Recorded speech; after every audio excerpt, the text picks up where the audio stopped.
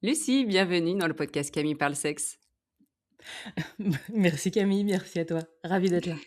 Et ouais, bon, bah, du coup, tu vois, pour la petite histoire, parce que j'aime bien raconter aussi, bah, quand il y a des petites anecdotes, à l'audience, comment aussi je t'ai rencontrée, donc tout pour te OK. dire, mais je te l'ai dit, hein, en plus Oui. en off, c'est un de tes anciens clients, patients, que j'ai rencontré lors d'un événement rien à voir avec la sexo, et quand j'ai parlé de mon métier de sexologue, il m'a dit: «Ah mais moi j'ai consulté une sexologue aussi, Ouais. dans mes différentes relations, ça m'a beaucoup aidé». Donc je dis: «Bah, ça m'intéresse» parce qu'il m'a dit en plus, elle a un podcast, donc moi j'adore écouter les podcasts, des consoeurs et des confrères et donc il m'a parlé de ton podcast, Un temps pour nous et donc ça faisait plus d'1 an que je l'écoutais, Mmh. et ça faisait un moment que je me disais: «Bon allez, faut que je l'invite Lucie, pour qu'on parle de ce sujet de l'infidélité» parce que j'avais quand même l'impression que c'était un sujet qui revenait pas mal Ouais. dans tes épisodes. Pourquoi d'ailleurs? Est-ce qu'il y a Mmh. une explication à ça? Alors, il y a pas une explication, extraordinaire. Je dirais surtout que, donc moi j'ai fait du couple et en fait, c'est venu assez rapidement. Dès que je faisais du couple, assez rapidement, j'avais pas mal de consultations qui tournaient autour de ça et j'avoue que c'est un sujet qui m'a intéressée parce que je trouve il y avait un truc un peu nébuleux, tu sais, un peu, on subit, on peut rien faire. Et puis je me suis rendu compte dans mes formations, et cetera, qu'en fait, il y avait des choses qui avaient été réfléchies, des choses qui avaient été mises en place et qui étaient pas forcément énormément de communication dessus. Donc ça m'a intéressée en disant: «Mais en fait, il y a des trucs à faire assez structurantes, assez cadrantes, et cetera». Et puis vraiment effet boule de neige, c'est-à-dire que, plus je commence à en parler sur, les réseaux, sur TikTok par exemple, qui marche beaucoup, Mmh. sur le podcast, et plus ça m'amène des clients pour ça, et plus ça me donne de la matière et des trucs à raconter, des angles différents, et plus du coup j'attire du monde, et tu vois? Et ça a fait vraiment un effet de boule de neige où il y a une grosse partie des gens que je reçois aujourd'hui qui sont confrontés à l'infidélité, et ça me donne de la matière sur ma communication. Bref, et ça s'auto-alimente, de plus en plus. Ah bah, génial parce qu'effectivement, c'est un sujet, on le sait maintenant, hein, un couple sur 2 peut être confronté à la fidélité et 30 des couples commencent une thérapie, hein, selon les statistiques, après une ou plusieurs Ouais. infidélités. Donc c'est un sujet où voilà, qui fait peur, qui est angoissant pour les personnes qui, bah, ont peur justement que ça puisse arriver, soit de tromper, soit d'être trompé. Parce qu'il y a des dans les 2 cas, hein, il y a pas que la peur Absolument. d'être trompé, il y a des personnes qui ont peur de tromper et c'est des personnes qui peut-être ne passeront jamais à l'acte et d'autres qui passeront à l'acte. Oui. Donc on va revenir sur tout ça parce que justement tu disais voilà les conversations, les témoignages, ça alimente beaucoup ton contenu et justement notre épisode aujourd'hui où on échange ensemble sur ce sujet-là est alimenté par les abonnés, de mon compte Instagram Camille parle sexe qui ont eu des questions pour nous. Donc j'ai essayé de catégoriser un petit peu tout ça si ça te va. Absolument. La grande question quand même qui est revenue le plus souvent, c'est le pourquoi en fait. Et moi, j'ai envie de te la poser sous 2 angles qui, le premier angle est souvent, celui qu'on va le voir le plus souvent, c'est, bah, pourquoi on trompe et le deuxième angle qui est un petit peu plus, qui fait grincer des dents, mais c'est pourquoi on est trompé. Parce on peut voir des Mmh. personnes expliquer des raisons pourquoi on trompe, mais il y a des fois des personnes qui vont se retrouver dans des situations où à chaque fois, ça va être la personne qui va être, bah, la maîtresse ou, l'amant ou, bah, je suis que dans des relations où on me trompe, on me trompe, on me trompe. Il y a une sorte de pattern. Donc ça, on reviendra là-dessus. Mais Mmh, déjà mmh, pour mmh, mmh. toi, qu'est-ce que tu remarques et on peut échanger aussi là-dessus sur, les raisons, de tromper? Là, plus pour la Ouais. personne qui trompe une fois ou plusieurs fois, la personne avec qui elle est en relation. Puis on expliquera évidemment aussi, comment on définit l'infidélité parce que c'est pas clair chez tout le monde non plus. Ouais, je suis d'accord. Alors, sur la question du pourquoi, effectivement, je te rejoins parce que je trouve aussi que c'est assez central et c'est très, crispant. Tu vois? Il y a vraiment cette sensation de: «On n'arrive pas à dépasser ça, on n'arrive pas à surmonter parce que j'ai pas compris pourquoi». Donc la question du pourquoi, même dans les accompagnements, elle est souvent hyper centrale et elle prend beaucoup de place dans l'accompagnement. Moi, j'aime bien quand même faire une distinction, et moi j'appelle ça la distinction entre le contexte et le pourquoi. Parce que souvent, dans une grande majorité des cas, il y a un contexte, en fait. Et tu vois, de manière un peu intuitive, quand les gens ils se demandent pourquoi, ça s'est passé il y a 2 ans, bah, qu'est-ce qui se passait il y a 2 ans? Et du coup, je vais regarder le contexte. Comment on était il y a 2 ans? Comment était notre couple il y a 2 ans? C'était quoi notre relation? Nous, individuellement, comment on allait? Et là, en fait, ils vont regarder le contexte. Et donc, bah, il y a 2 ans, je sais pas, j'étais en burn-out, ou on venait d'avoir un enfant, ou on était en crise, souviens-toi, on se parlait plus, ou tu rentrais tard du travail, tu étais tout le temps en déplacement. Enfin, tu vois, ils vont s'attacher à ce truc-là de contexte. Et donc ça, c'est un premier élément qui est hyper intéressant d'aller explorer un peu avec eux. Parlons-nous du contexte de votre relation. Là où je le nuance, c'est que souvent, il y a un goût un peu insuffisant, un peu, bah et alors en fait? C'est pas tout le monde Tu et bien on peut tous gentil, avoir t'es le bien même contexte gentil. et c'est pas pour ça qu'on C'est choisit de ça. tromper. Et puis souvent, mais j'étais là aussi. Moi aussi, je vivais, tes absences, nos embrouilles et moi, je t'ai pas trompé. Donc je vivais le même contexte que toi, mais je n'ai pas, fait la même action que toi.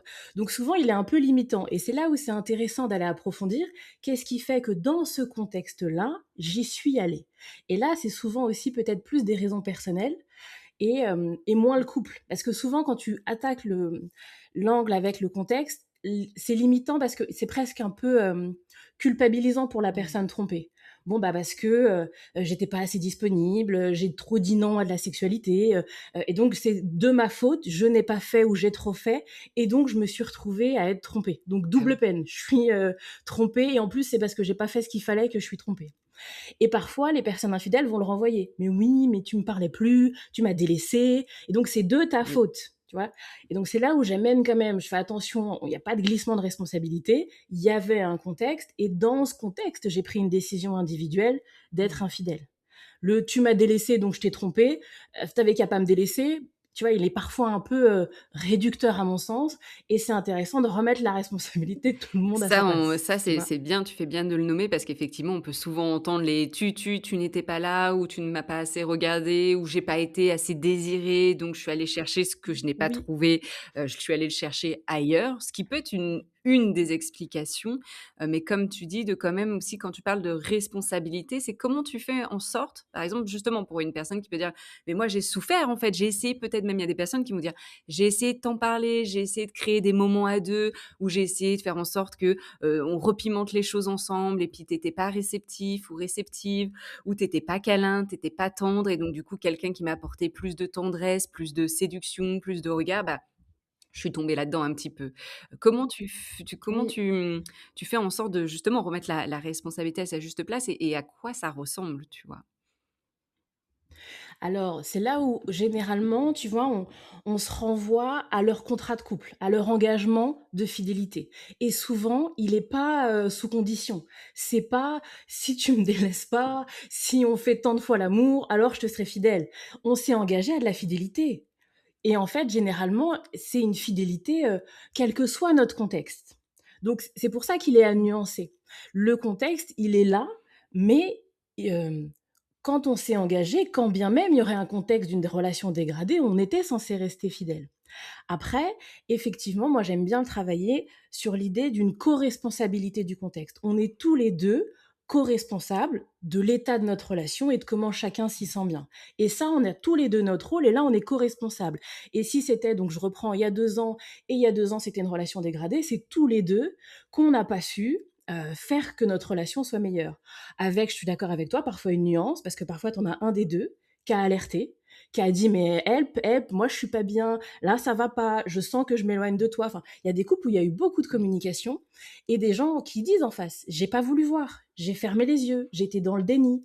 Je l'entends aussi beaucoup sur de la sexualité où j'ai bien entendu ton besoin mais je ne savais pas y répondre. Donc j'ai détourné le regard parce que je savais pas quoi te dire. J'entendais que tu voulais plus mais je pouvais pas te donner plus. Donc j'ai pas voulu me confronter à ce que je ne pouvais pas te donner et donc bah clairement, j'ai tourné les yeux, j'ai éludé. De là à dire et donc c'est de ma faute si tu as été voir ailleurs, Il y a une nuance. Mmh. généralement ils y sont. Il y a Mmh. une nuance parce que encore une fois, j'ai été délaissée, je me suis sentie pas bien, j'étais sexuellement insatisfait et je te l'avais dit. Pour autant, ça va pas être suffisant pour venir justifier et donc je t'ai menti et donc pendant je sais pas moi 1 an j'ai eu une relation sur le côté sans te le dire, Oui. enfin tu vois.